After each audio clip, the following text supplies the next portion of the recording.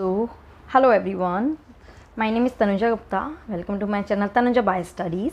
And हम कर रहे हैं नीट हमारा 2024 कोर्स को स्टार्ट कर रहे हैं, जिसमें as per the time table we are going through the things. तो मैं एक बार क्विकली आप लोगों को बता देती हूँ। हर मंडे ऑल्टरनेटली, यानी कि मंडे, वेंसडे एंड फ्राइडे, ठीक है, हर Monday, Wednesday and Friday we will take class 12th, okay. And उसके बाद हर ट्यूसडे ऑल्टरनेटली, यानी कि Tuesday, Thursday and Saturday we will take class 11th, ठीक है। हम ऐसा ले रहे हैं और इस तरह से मैंने पूरा आपको एक शेड्यूल बना के दिया है। Till 15th of January we will complete our syllabus and will do again revision, ठीक है। रिविजन भी बहुत अच्छे से लेंगे। मेरी कोशिश रहेगी कि उसके बाद में मैं 2 बार आप लोगों का रिविजन ले लूँ, ठीक है।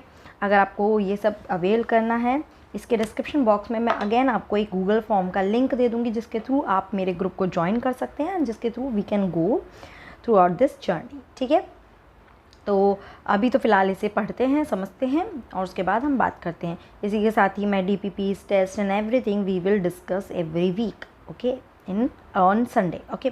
तो चलो स्टार्ट करते हैं। क्लास 11th आज शुरू करने वाले हैं, जो कि आज ट्यूसडे है, तो हम क्लास 11th का सिलेबस लेंगे। एंड क्लास 11th में हम ले रहे हैं पहला chapter, okay. There so many doubts, आएगा नहीं आएगा सिलेबस, जो भी है उसको साइड में रख के हम अपना पूरा सिलेबस ही पढ़ रहे हैं। बाद में देखेंगे, जब अगर डिलीट होगा तो फिर रिविजन में नहीं देखेंगे, बट हम अभी तो पढ़ रहे हैं। Because I really do not think so कि सिलेबस में नहीं भी दिया है तब भी कई बार क्वेश्चन है वो पिक हो जाते हैं, तो वी शुड मुझे लगता है पढ़ना चाहिए, ओके। चलो, तो पहला चैप्टर हमारा जो हमारी यूनिट है वो कौन सी यूनिट है? Diversity in the living world, ठीक है। दिस इज़ आवर यूनिट और उसमें फर्स्ट चैप्टर हमारा आ जाता है द लिविंग वर्ल्ड, ओके। तो अब हम शुरू कर रहे हैं हमारे लिविंग वर्ल्ड से। बट अब यहाँ पे आ जाता है सबसे पहले कुछ एक साइंटिस्ट के बारे में जो बताया है उसको थोड़ा सा देखने की ज़रूरत है। तो यहाँ पे साइंटिस्ट है अर्नेस्ट मेयर, ओके। इनके बारे में थोड़ा सा देख लेते हैं। Born on 5 July 1904 in Kempton, Germany, ठीक है। मेरे साथ ही NCERT रखो, पढ़ो, मतलब रखना नहीं है तो मतलब जो भी मार्क करवा रही हो NCERT में लिखते जाओ। सी इट्स लाइक आप मेरे साथ स्टडी कर रहे हो, ओके। डेफिनेटली आपका वर्ड टू वर्ड क्लियर हो जाएगा। सो अर्नेस्ट मेयर जो थे, he was a German scientist, Harvard University, the Harvard University evolutionary biologist who have been called the Darwin of 20th century. इनको Darwin of 20th century भी बोला गया है। Was one of the 100 greatest scientists of all time. Mayer joined Harvard Faculty of Arts and Science in 1953 and retired in 1975. Assuming the title Alexander Agassiz Professor of Zoology Emeritus, writers, ठीक है, Emeritus. Now, throughout his nearly 80 years career, his research spanned ornithology, taxonomy, zoogeography, evolution, systematics, and the history and philosophy of biology. अलग अलग field में इन्होंने काम किया है। He almost single-handed made the origin of species diversity the central question of evolutionary biology that it is today, ठीक है। So origin of species पे थोड़ा सा इन्होंने diversity पे बात करी है, okay. He also pioneered the current accepted definition of biological species, okay. Mayer was awarded 3 prize widely regarded as the triple crown of biology. ये थोड़ा सा याद रखने की वाली बात है। He is regarded as triple crown. इन्होंने 3 अलग अवार्ड लिए हैं। The Belgian Prize in 1983, the International Prize for Biology in 1994 and Crafoord Prize in 1999, okay. Mayr died at age of, तो थोड़ा सा ये ध्यान रखना, ट्रिपल क्राउन ऑफ बायोलॉजी किसे कहा जाता है? अर्नेस्ट मेयर को, okay. Darwin of 20th century, origin of species diversity पे काम किया और बहुत सारे अलग अलग फील्ड में भी इन्होंने वर्क किया, ओके। चलो, अब हम एक्चुअल में हमारा चैप्टर शुरू करते हैं, द लिविंग वर्ल्ड, ओके। तो सबसे पहले ही देखो क्वेश्चन आ जाता है ये वाला, what do you mean by living, okay. तो first we have to find out what is the meaning of this living world, okay. देखो, हम लिविंग अगर जब भी पूछते हैं तो हम डायरेक्ट ये बोल देते हैं कि हम खा रहे हैं या हम कोई भी बातें कर रहा है या फिर हम मूवमेंट शो कर रहे हैं, ये सब लिविंग के हैं, ओके। बट हमें एक प्रॉपर एक कैरेक्टरिस्टिक्स फाइंड आउट करनी पड़ेगी कि लिविंग के लिए हम सर्टेन कैरेक्टरिस्टिक्स क्या बोल सकते हैं, ठीक है ना। बहुत सारी यहाँ पे स्पीशीज़ की डाइवर्सिटी आपको मिल जाएगी, अलग अलग स्पीशीज़ मिल जाएगी जहाँ पे उनकी जो लिविंग है उनकी कैरेक्टरिस्टिक्स अलग अलग होगी। तो चलिए बात करते हैं, डायरेक्ट आ जाते हैं व्हाट इज़ लिविंग, इसकी मतलब निकालने के लिए। ठीक है, तो यहाँ पे हमने जैसे बोला कि बहुत अलग अलग कैरेक्टरिस्टिक्स को हम फाइंड आउट करेंगे। तो हम यहाँ पे देख लेते हैं like growth, reproduction, ability to sense environment and mount a suitable response come to our mind immediately as unique feature of living organism। ठीक है ना, तो हम कहते हैं कि जी ग्रोथ है तो भी लाइव है, रिप्रोडक्शन कर रहा है यानी कि वो लाइव है। बट इसको थोड़ा और डिटेल में समझते हैं, एक्चुअल में ये लिविंग कैरेक्टरिस्टिक्स है या नहीं है। ओके, तो यहाँ पे मेटाबॉलिज्म की बात की है, ability to self replicate, self organise, interact, emergence to this list. Okay, चलो बोलते हैं ऑल लिविंग ऑर्गेनिज्म ग्रो। सबसे पहला आ गया ये ग्रोथ। ठीक है ना, तो हम क्या समझते हैं what do mean by growth. पे ग्रोथ की डेफिनेशन ध्यान में रखना, increase in mass and increase in number of individual are twin characteristics of growth. ये एक यहाँ पे क्वेश्चन बन जाता है। ठीक है ना, what do mean by growth, increase in mass and increase in number. ठीक है, a multi cellular organism grows by cell division. Multi cellular जो करता है वो सेल डिवीजन के थ्रू ही ग्रोथ करेगा, सेल डिवीजन के थ्रू ही अपने नंबर बढ़ाएगा और अपने सेल का नंबर बढ़ाता जाएगा। In plant this growth by cell division occurs continuously throughout the life span. ठीक है ना, प्लांट में हम पूरी लाइफ रहती है, बट इन एनिमल ये एक एज के बाद स्टॉप हो जाती है। ठीक है, however the cell division occurs in certain tissues to replace lost cell. Cell division ऐसे भी होता है कि जो लॉस्ट सेल है उनको रिप्लेस करने के लिए वहाँ पे एक न्यू सेल आ जाए, इसके लिए भी सेल डिवीजन होता है। ओके, अब आ जाते हैं यूनिसेलुलर में किस तरह से होता है। They grow by cell division, one can easily observe this in vitro culture by simply counting the number of cell under the microscope. ठीक है ना, ये क्या करते हैं सेल डिवीजन में, ये ग्रो कैसे करते हैं, सेल डिवाइड करते हैं। In majority of higher animal and plant growth and reproduction are mutually exclusive event. One must remember that increase in body mass is considered as growth। ठीक है, अब मैं इसको थोड़ा सा आपको बता देती हूँ ये ओवरऑल क्या कहना चाह रहा है। देखो, यूनिसेलुलर एंड मल्टी सेलुलर दो कैटेगरी है हमारी। अब ध्यान रखना, जो मल्टी सेलुलर है ग्रोथ होता है, ओके, एंड मतलब मास बढ़ रहा है, ग्रोथ का यानी मास बढ़ रहा है, और नंबर कैसे बढ़ रहा है, सेल डिवीजन के थ्रू। ओके, बट ध्यान रखना यूनिसेलुलर में ग्रोथ और increase in number of mass. ठीक है ना, increase in number of mass and increase in number दोनों ही चीज़ें सेल डिवीजन के अंडर ही आती है, मतलब कि उनका ग्रोथ भी और उनका रिप्रोडक्शन दोनों सेम हो जाता है। ठीक है, आगे बात करेंगे इसके बारे में। तो यानी कि हमने बात करी कि एक लिविंग जो है अगर वो ग्रोथ कर रहा है यानी अपना मास बढ़ा रहा है, अपना नंबर बढ़ा रहा है, तो मैं इसको लिविंग बोल दूंगी। ठीक है, ओके, सो बोल रहे हैं कि non living object also grow if we take increase in body mass as a criteria for growth. ये क्या हो गया, ये हो गया जी एक्सेप्शन, है ना, कि कुछ नॉन लिविंग ऑब्जेक्ट है वो भी अपना मास बढ़ा देते हैं अगर हम मास को ग्रोथ का क्राइटेरिया समझ ले तो। जैसे कि माउंटेन है, boulder sand mound to grow. धीरे धीरे आप देखोगे एक माउंटेन का साइज़ है वो शुरू में कम है, पर धीरे धीरे उस माउंटेन का साइज़ बड़ा होता जा रहा है। ठीक है, तो यानी कि वो ग्रोथ कर रहा है। क्या मैं ये बोलूँगी कि फिर माउंटेन लिविंग होना चाहिए? अगर ग्रोथ का क्राइटेरिया मास बढ़ना है then the mountain should be living being. So however this kind of growth exhibited by non-living object is by accumulation of material on the surface. In living organism growth is from inside. Growth therefore cannot be taken as defining property. अब ये आ गया आपका, तो यानी कि किसी भी living organism की डिफाइनिंग प्रॉपर्टी में ग्रोथ नहीं आता। ठीक है ना, 1 मिनट।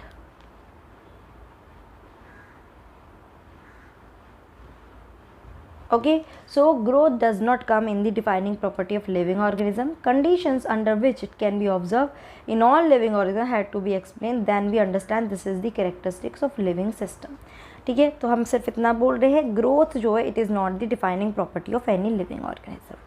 अब आ जाते हैं रिप्रोडक्शन, दूसरा पॉइंट कि क्या रिप्रोडक्शन लिविंग बीइंग का डिफाइनिंग प्रॉपर्टी है। So in multicellular organism reproduction refers to the production of their progeny, है ना, अपना एक यंग वन बनाना is called reproduction. They are possessing the feature more और less similar to those of parent, parent के जैसे उसमें कैरेक्टर होते हैं। Invariably and implicitly we refers to sexual reproduction organism reproduce by asexual means also, asexual reproduction से भी organism reproduce करते हैं। फंगाई कैसे रिप्रोड्यूस करता है? It multiply and spread easily due two million of asexual spores they produce, ठीक है ना। ना इन लोअर ऑर्गेनिज्म, अब यहाँ पे कैसे होता है ध्यान रखना, हायर, मैं यहाँ पे लिख देती हूँ अलग से ये क्या बोलना चाह रहा है। जो हायर एनिमल है उनमें रिप्रोडक्शन कैसे हो रहा है? सेक्सुअल, एसेक्सुअल भी होता है, जैसे कि fungi. 1 minute, my this stylus is problem. Stylus में सॉरी फंगाई में होता है स्पोर्स के थ्रू, ठीक है। अब आ जाते हैं यूनिसेलुलर ऑर्गेनिज्म। यूनिसेलुलर यानी कि लोअर जो कैटेगरी के ऑर्गेनिज्म है लाइक ईस्ट, हाइड्रा। अब यहाँ पे अलग अलग कैटेगरी होती है। एक होता है बाइनरी फिजन, ये सब आप पढ़ के आए हो तो आपको पता होगा। और किसके थ्रू होता है? बडिंग के थ्रू, ठीक है। और किसके थ्रू होता है? फ्रेगमेंटेशन, देन रीजनरेशन, ठीक है। तो इसी को यहाँ पे हम पढ़ लेते हैं। जैसे कि ईस्ट और हाइड्रा में किसके थ्रू होता है? बडिंग के थ्रू होता है। प्लेनेरिया जो है वी ऑब्जर्व थ्रू रीजनरेशन, तो प्लेनेरिया में होता है रीजनरेशन के थ्रू, कि यानी कि एक फ्रेगमेंट है वो रीजनरेट हो रहा है, lost part of its body and become a new organism, ठीक है ना। कि मान लो उसका कोई बॉडी पार्ट लॉस्ट हुआ तो वो वापस उसको रीजनरेट कर लेगा, ठीक है। फंगाई है the filamentous algae, the protonema of mosses, all easily multiply by fragmentation. Fungi fragmentation के थ्रू करता है, फ्रेगमेंटेशन के थ्रू और क्या होता है, क्या मतलब आप जानते हो? स्पाइरोगायरा, यानी कि अगर बॉडी अगर फ्रेगमेंट्स में डिवाइड हो तो हर फ्रेगमेंट एक नया ऑर्गेनिज्म बना लेगा, ठीक है, okay. When it comes to unicellular organism like bacteria, unicellular algae और amoeba, reproduction is synonym with growth. ये वाला पॉइंट मैं ऊपर जो आपको बोल रही थी कि ग्रोथ और रिप्रोडक्शन सेम हो जाता है, ग्रोथ भी इसी को ही बोलते हैं और रिप्रोडक्शन भी इसी को ही बोलते हैं। क्या? That is increase in number of cell, इसी को ही हम ग्रोथ बोलेंगे, इसी को ही हम रिप्रोडक्शन बोलेंगे। So we have already defined growth as equivalent to increase in cell number and mass.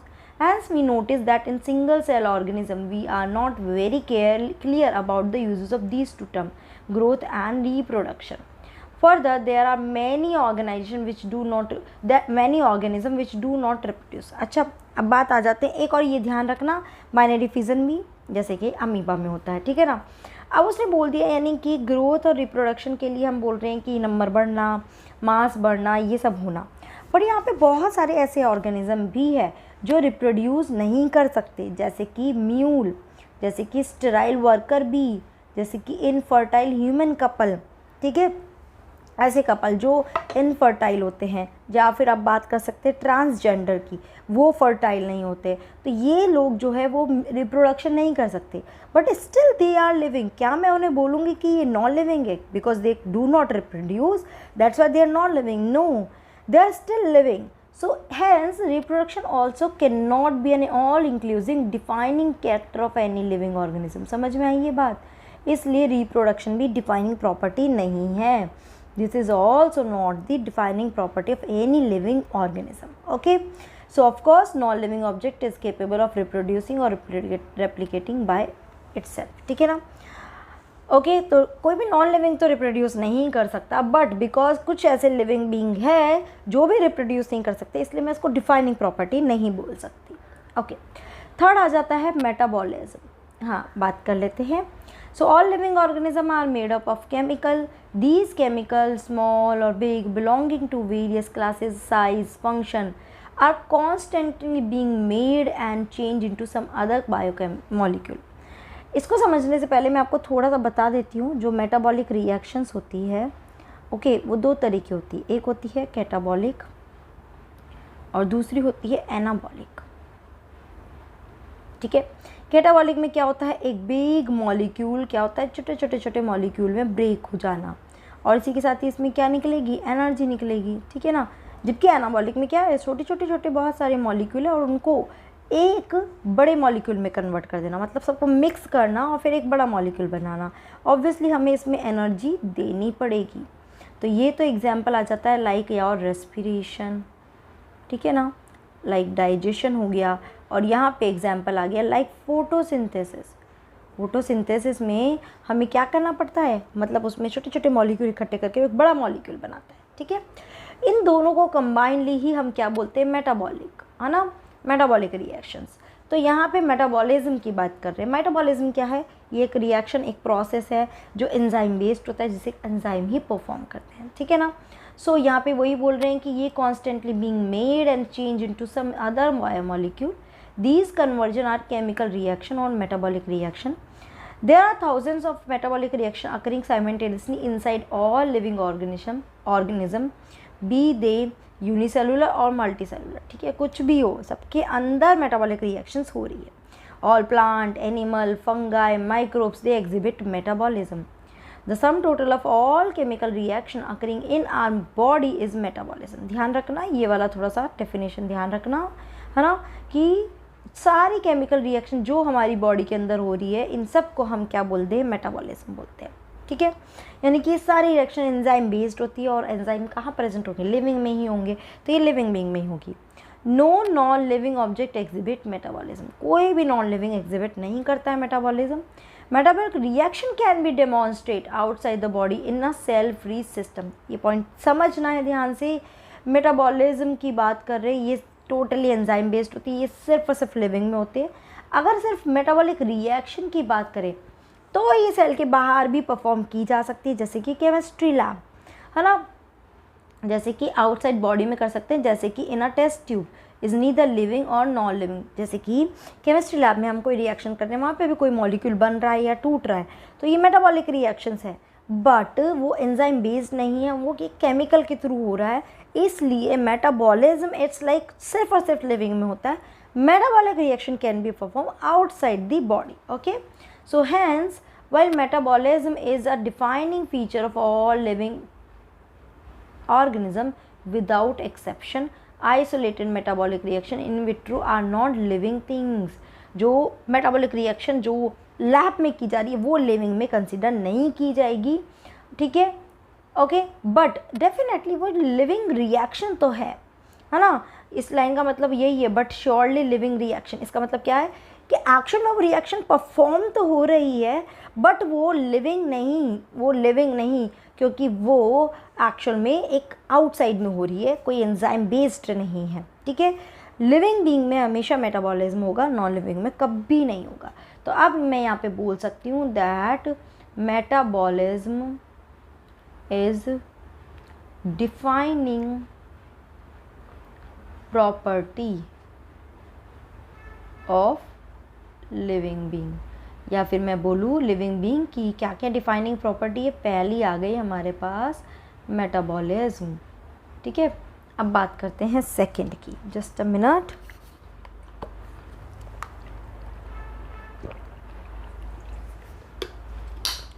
Okay, तो देखो यहाँ पे एक लाइन दी हुई है, cellular organisation of body is the defining feature of life form. तो सेकंड है सेलुलर ऑर्गेनाइजेशन। अब ये कैसे है बात कर लेते हैं। देखो, ऑर्गेनाइजेशन की बात करें तो हमें पता है कि हमारे पास क्या है, सेल होती है, सेल मिलकर क्या बनाती है, टिश्यू बनाती है, ठीक है, ध्यान देना यहाँ पे बेटा। और ये क्या बनाती है, ऑर्गन, ऑर्गन से क्या बनता है, ऑर्गन सिस्टम, एंड अल्टीमेटली एक पूरा ऑर्गेनिज्म, ठीक है। तो ये एक ऑर्गेनाइजेशन है जो एक लिविंग के अंदर ही मिलेगा। अब बात करते हैं एक नॉन लिविंग, जैसे कि टेबल, क्या टेबल में सेल मिलेगी, टिश्यू मिलेगा, ऑर्गन मिलेगा, ऐसा कुछ मिलेगा? ऐसा कुछ भी नहीं मिलेगा। इसलिए ये cellular organisation of the body is the defining feature of life form, ये सिर्फ और सिर्फ लिविंग में मिलेगा। आ रही बात समझ में, क्लियर है ये चीज़, ठीक है ना। चलो नेक्स्ट ले लेते हैं। Perhaps the most obvious and technically complicated feature of all living organism is this ability to sense their surrounding or environment and respond to these environmental stimuli which could be physical, chemical or biological। क्या बोल रहे हैं, इसका मतलब third point है हमारा, ये भी डिफाइनिंग प्रॉपर्टी है, दैट इज रिस्पॉन्सिवनेस, ठीक है। एक लिविंग ही होगा जो अपने एनवायरनमेंट के चारों तरफ कैसा भी स्टिमुलाई आ जाए। स्टिमुलाई मतलब क्या, ऐसी कोई चीज़ है ना जिसके अगेंस्ट हम रिएक्शन करते हैं। अब स्टिमुलाई चाहे फिजिकल हो या फिर केमिकल हो या फिर बायोलॉजिकल हो, कैसा भी स्टिमुलाई, बायोलॉजिकल जैसे कि कोई इंसेक्ट ने हमें बाइट कर दिया तो हम रिएक्ट करेंगे, फिजिकल है, बहुत तेज़ धूप है या टेम्परेचर है तो हम रिएक्ट करेंगे, केमिकल, कोई केमिकल हमारे ऊपर गिर गया तो हम रिएक्ट करेंगे। तो ये सब रिस्पॉन्स एक लिविंग ही देगा। क्या एक टेबल, उस पर अगर मैंने कोई इंसेक्ट बाइट करेगा, बाइट तो वैसे कर नहीं पाएगा, फिर भी अगर हम एज्यूम करते हैं तो क्या वो रिएक्ट करेगा? नो, ठीक है ना, वो रिएक्ट नहीं करेगा। So we sense our environment through our senses organ. Plant respond to external factor like light, water, temperature, other organism, pollutant, etc. All organisms from prokaryotes to most complex eukaryotes can sense and respond to environmental cues. Photoperiods affect reproduction in seasonal breeder, both plant and animal. ठीक है ना, photoperiod के according ही seasonal breeder है वो sexually production करते हैं। Okay, so all organism handle chemical entering their body. All organism therefore are aware of their surrounding. हम अपनी सराउंडिंग के लिए अवेयर है, उनके अगेंस्ट में हम रिस्पॉन्स करते हैं। ठीक है, so human being is only organism who is aware of himself, that has self consciousness. So consciousness therefore become the defining property of living being. ठीक है ना, जो मैंने ये responsiveness लिखा है इसी को मैं बोल सकती हूँ consciousness. This is the defining, and consciousness में ही एक और word आ जाता है self consciousness. ठीक है, ये सिर्फ और सिर्फ किस में मिलता है?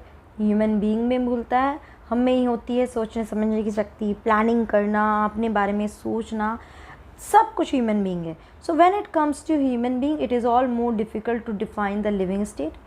ठीक है, अब यहाँ पे थोड़ा सा डिफाइनिंग करना, लिविंग स्टेट में डिफाइन करना थोड़ा सा प्रॉब्लमेटिक हो जाता है। क्यों हो जाता है ह्यूमन के केस में? क्योंकि अगर कोई पर्सन जो कॉमा में है, हमने उसे मशीन के थ्रू उसको सपोर्ट दे रखा है, ठीक है ना, जो उसके हार्ट और लंग का फंक्शन परफॉर्म कर रहे हैं, ब्रेन डेड है बट स्टिल उसके पास कोई सेल्फ कॉन्शियसनेस नहीं है। ठीक है, और जो पता नहीं नॉर्मल लाइफ में आएगा या नहीं आएगा। अब यहाँ पे क्वेश्चन आ जाता है क्या मैं उसको लिविंग मानूँ या नॉन लिविंग मानूँ? ठीक है ना, क्योंकि वो कॉमा में कोई सेल्फ कॉन्शियसनेस नहीं है, कुछ नहीं वो कर सकता response.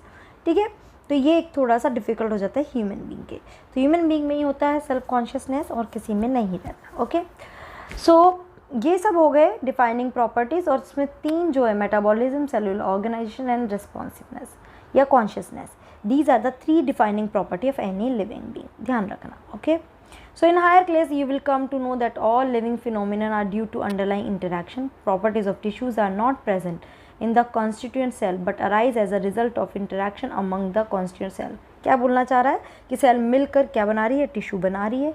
Similarly, properties of cellular organelles are not present in the molecular constituent of the organelle but arise as a result of interaction among the molecular component comprising the organelle. है ना, मतलब कहने का मतलब ये है कि कोई भी कॉम्प्लेक्स है वो ऑब्वियसली उसकी जो सिंपल है उनके इंटरेक्शन की वजह से बने, फिर वो इंटरेक्शन करे उससे और ज़्यादा कुछ कॉम्प्लेक्स बन रहा है, तो वही सब ये बताना चाह रहे हैं। Okay, so these interaction results in emergent properties at higher level of organisation. जैसे जैसे ये इंटरेक्ट करते हैं एक कॉम्प्लेक्स ऑर्गेनाइजेशन बनता जा रहा है और एक कॉम्प्लेक्स ऑर्गेनिज्म बनता जा रहा है। ठीक है ना, so this phenomena is true in hierarchy of organisation complexity at all level.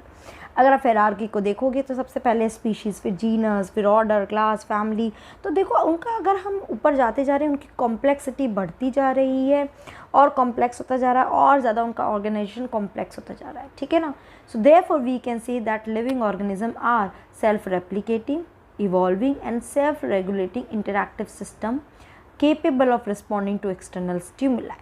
ठीक है ना, हम बोल सकते हैं राइट, खुद रेप्लिकेट कर सकता है, इवोल्यूट हो सकता है, रेगुलेट कर सकता है और स्टिमुलाई के अगेंस्ट रिस्पॉन्ड कर सकता है। So biology is the story of life on earth, biology story of evolution of living organism on earth. All living organisms present, past, future are linked to one another by the sharing of some common genetic material, but to varying degree. ठीक है, तो चलो अब आ जाते हैं, अब हम बात करेंगे एक डाइवर्सिटी में। हमने बात कर दी लिविंग की, अब हम बात करते हैं कि इस अर्थ पे जितने भी लिविंग बीइंग है उनमें डाइवर्सिटी मिलती है, अलग अलग स्पीशीज़ मिलेगी। आप अपने चारों तरफ देखोगे so many different species are there. ठीक है ना, तो आपको बहुत सारी like plant, insect, bird, pet, other animal, plant, so many varieties of species are here. And यहाँ पे बोल रखा है if you increase the area you made observation in range and variety of that you would increase, है ना। जैसे कि अगर मैं एक अपने घर में देखूँ तो यहाँ पे नंबर ऑफ़ स्पीशीज़ कम है, जैसे ही मैंने और थोड़ा बड़ा एरिया कवर किया तो और नंबर ऑफ़ स्पीशीज़ मिलेगी, और थोड़े बड़े एरिया में गए तो और ज़्यादा नंबर ऑफ़ स्पीशीज़ मिलेगी, और एक डेंस फॉरेस्ट में चले गए जैसे कि यहाँ पे बताया है if you were to visit a dense forest you would probably such a much greater number kind of living organism in it, यहाँ पे और ज़्यादा आपको डाइवर्सिटी मिलेगी, ठीक है ना। तो यहाँ पे दिया हुआ है कि इतनी सारी डाइवर्सिटी को देखते हुए the number of species that are known and describe range in between 1.7 to 1.8, this is your first question can come, ठीक है ना। फर्स्ट मतलब डाइवर्सिटी से मैं बता रही हूँ। एक क्वेश्चन बन सकता है कि कितनी डाइवर्सिटी है, इट इज़ 1.7 to 1.8 मिलियन, याद रखनी है आपको, ठीक है ना। इसी को हम बायोडाइवर्सिटी बोलते हैं। क्यों बोलते हैं? क्योंकि एक लिविंग की हम डाइवर्सिटी डिफाइन कर रहे हैं, बायो मतलब लिविंग, तो दिस इज़ कॉल्ड बायोडाइवर्सिटी, जिसमें number and type of organism present on earth. Okay, अब देखो इतनी सारी डाइवर्सिटी है, अब क्या होता है, ये एक ही एनिमल एक एरिया में मिलेगा, कोई दूसरे एरिया में भी मिलेगा, पर एक एरिया में हम उसको अलग नाम से बुलाएंगे, दूसरे एरिया में हम उसको दूसरे लोकल नेम से बुलाएंगे। अब कोई पर्सन अगर किसी एनिमल के बारे में बात कर रहा है तो वो अपने अपने लोकल नेम में बात करेगा एंड कन्फ्यूजन स्टार्ट हो जाएगा कि हम किस एनिमल के बारे में बात कर रहे हैं, क्योंकि हम आइडेंटिफाई नहीं कर पाएंगे। सो वो यहाँ पे ये बोलना चाह रहा है कि यहाँ पे प्लांट और animal in own area by their local name, these local name would vary from place to place even within a country, probably you would recognize the confusion that would be created if we did not find ways and means to talk to each other or refer to organism we are talking about, ठीक है ना। सो इसलिए एक standard name देने की ज़रूरत पड़ी कि हम एक स्टैंडर्डाइज नेम दें सो दैट क्या हो कि हम उस एनिमल को आइडेंटिफाई करें, और वो standardize name all over the world हर जगह फॉलो होना चाहिए, वो नेम फॉलो होगा, ठीक है। सो naming particular organism which is same all over the world, okay, particular organism naming all over the world, this process is called nomenclature, पहला word ध्यान रखना, ठीक है ना। अब भाई देखो nomenclature करना है तो nomenclature भी ऐसा नहीं है किसी एनिमल में तो हमने उसके 2 कैरेक्टर को फाइंड आउट करके उसका नाम रख दिया, किसी में हमने 4 कैरेक्टर देख लिए, कोई से भी जो हमारा मन किया और से नाम रख दिया, नो। हमें एक रूल्स रेगुलेशंस फॉलो करने पड़ते हैं, उसके अकॉर्डिंग हमें उसे आइडेंटिफाई करना होगा। तो सबसे पहले तो हमें आइडेंटिफाई करना पड़ेगा कि इसके क्या क्या फीचर्स हैं जिसके बेस पे हम उसे एक नाम देंगे, उसके एक कैटेगरी में रखेंगे।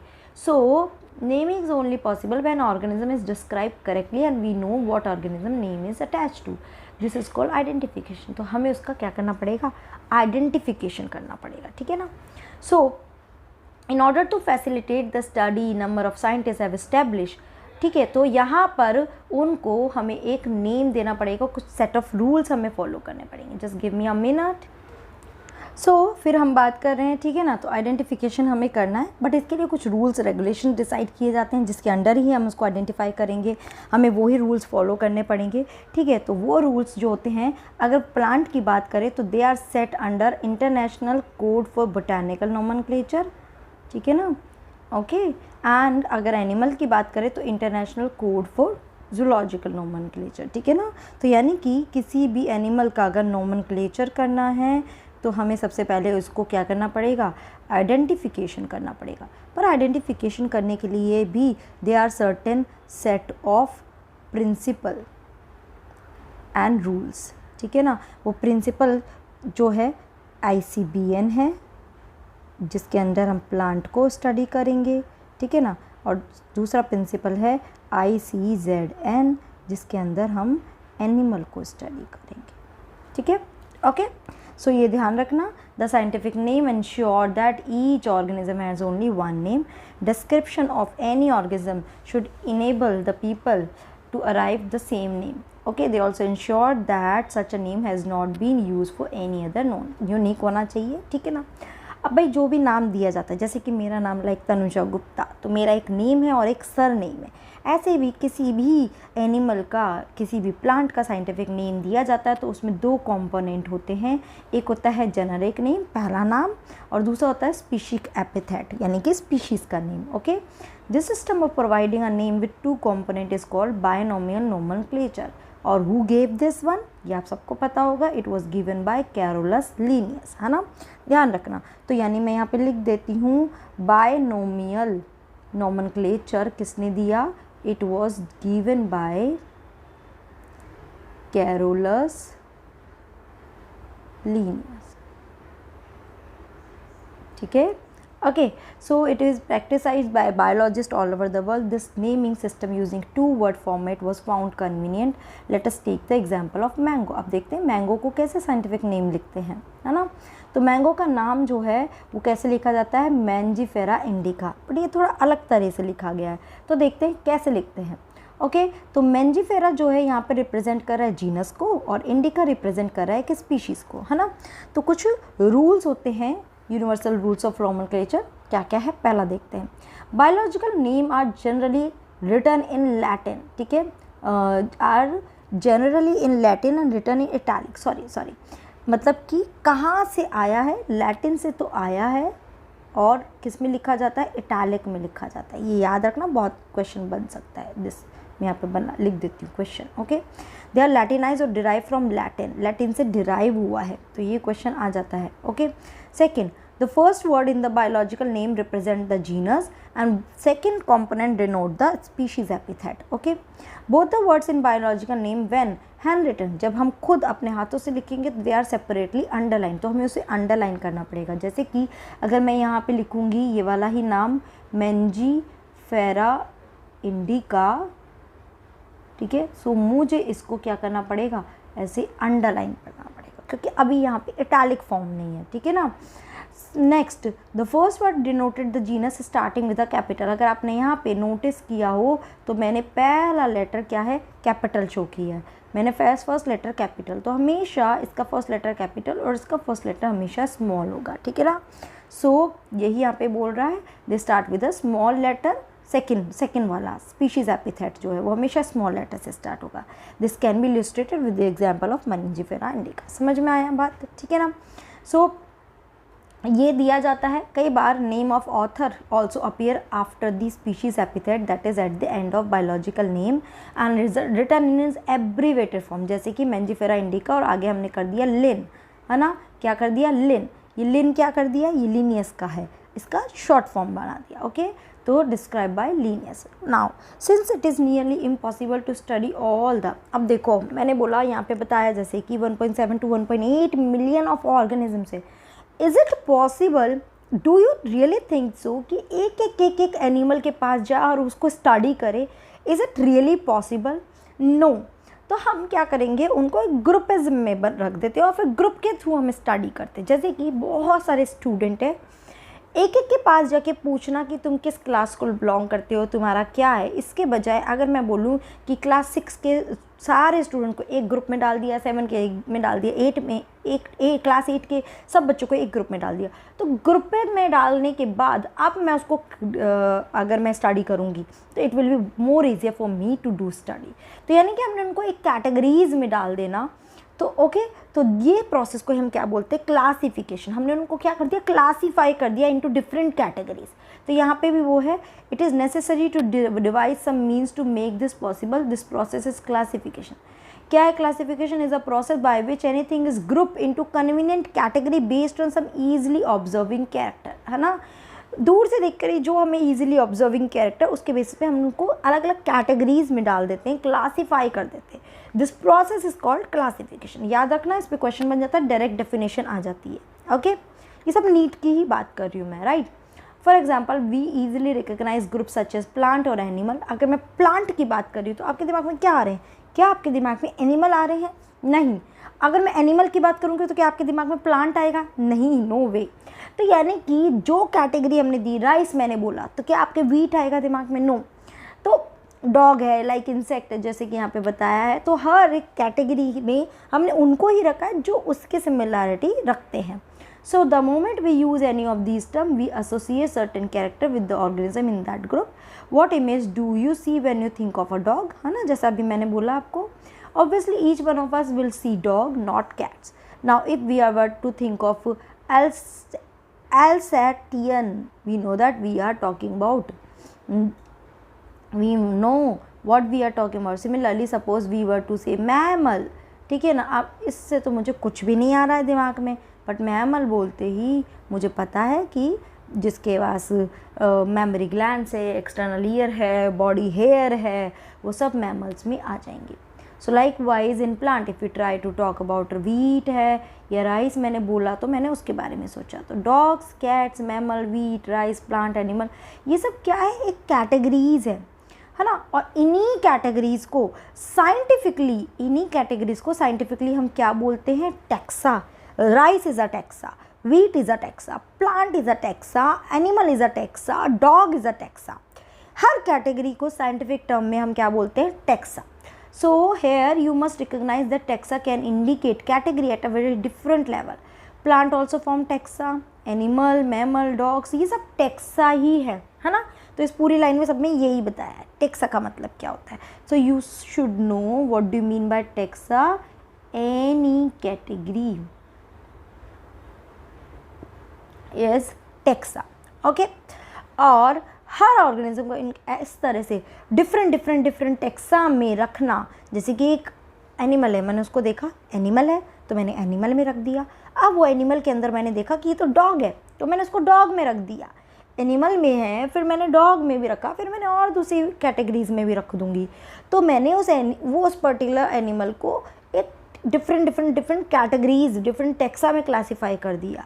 So based on the characters all living can be classified into different taxa. This process of classification is called taxonomy। यानी putting organism into different taxa or classify organism into different taxa, this is called taxonomy। Question बनता है यहाँ पे, ध्यान रखना है, ठीक है ना। नाउ आगे बात करते हैं। External and internal structure along with the structure of cell development process and ecological information of organism are essential and form the basis of modern taxonomy characteristics। ठीक है ना। तो इसलिए अगर टैक्सोनॉमी को डिफाइन करना हो तो क्या बोलूँगी, कैरेक्टराइजेशन, उसका आइडेंटिफिकेशन, फिर उसका क्लासिफिकेशन और फिर उसका नोमेनक्लेचर करना, these are basic to taxonomy. 4 चीज़ें आती है टैक्सोनॉमी में, याद रखनी है। ये बहुत बार क्वेश्चन बनता है, नीट का क्वेश्चन है ये, है ना, याद रखना है, आता भी है। सो कैरेक्टर्स, उसके कैरेक्टर्स देखना, उसको आइडेंटिफाई करना, फिर क्लासीफाई करना और फिर नॉमेनक्लेचर करना, this all comes in taxonomy, ठीक है ना। Taxonomy is not something new. Human beings have always been interested in knowing more and more about the various kind of organism, particularly with reference to their own use. In early days, human beings needed to find sources for their basic need of food, clothing, shelter, है ना। शुरू में तो वो survival की बात कर रहा था, फिर वो और जानना चाहा तो उसने ये सब फाइंड आउट किया, ठीक है। So hence the earliest classification is based on uses of various organisms. So human beings were since long not only interested in knowing more about different type of and kind of organism and their diversity, but also the relationship among them.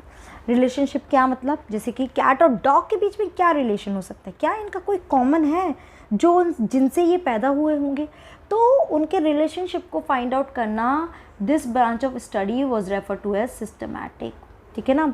अब systematic क्या होता है, it derived from the Latin word systema which mean systematic arrangement of organism. Linnaeus ने Systema Naturae as the title of his publication, है ना, उसमें ये सब एक्सप्लेन किया था, याद रखना। लीनियस की कौन सी बुक थी, क्वेश्चन बन जाता है यहाँ पे, सिस्टेमा नेचुरे।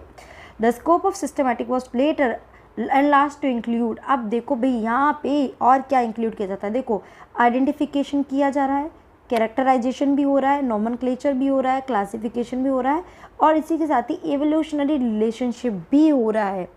तो सिंपल सा है, मैंने बोला टैक्सोनॉमी क्या है, तो मैंने बोला टैक्सोनॉमी है कैरेक्टर का फाइंड आउट करना, कैरेक्टराइजेशन, फिर उसमें आइडेंटिफिकेशन, ठीक है ना, फिर क्या हुआ क्लासिफिकेशन,